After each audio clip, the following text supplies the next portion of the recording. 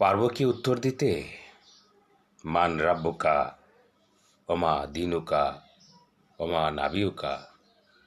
এই ভয় ভেতরটা কাঁপিয়ে তোলে।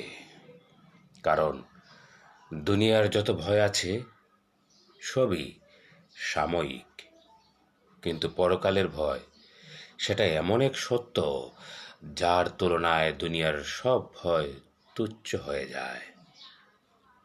কি আছে এই দুনিয়াতে চিরসত্য বাণী ধারণ করে সাল্লাল্লাহু আলাইহি ওয়াসাল্লাম, কিন্তু সুখ, কিছু হাসি, কিছু অর্জন, যা সবই মুছে যায় একদিন।